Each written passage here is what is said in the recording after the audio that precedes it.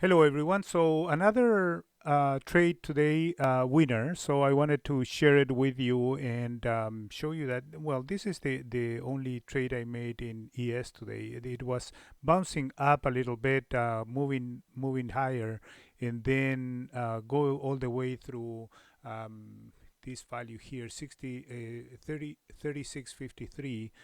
um, and then it started to move down. So there is a here you can see that there is a congestion area in this in here. So let's mark it right there. So but you have a lower high and also a lower low. Then it broke in here. It didn't take this one. This is probably I missed it. And actually, I missed it, but it was moving nicely to the downside. However, I took this one here and then I trail it all the way, or I wait all the way until the previous low for the previous day, right? So this is right here at 3600, which was a round number as well. So I did want to exit before that number went out, and actually I exited at 36. You have it here, 3601. I entered it at 3610, so that gives let's see about it is actually $450, I believe.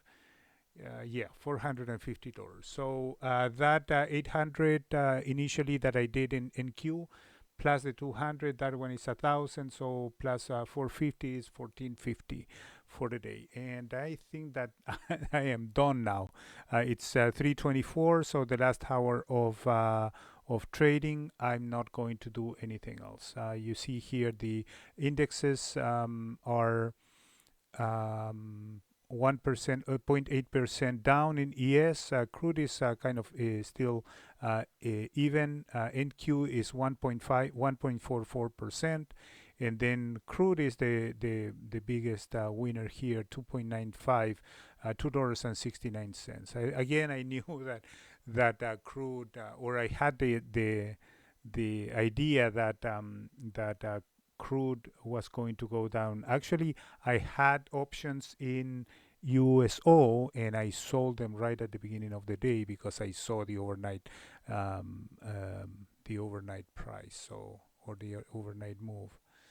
Um, and it's actually in here. So I saw that it was breaking the $90, the previous low, and then I sold it right in this bounce here, right there.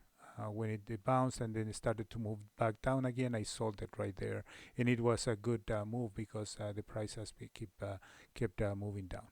All right, so thank you so much for watching. That is the last update that I'm gonna give for the day.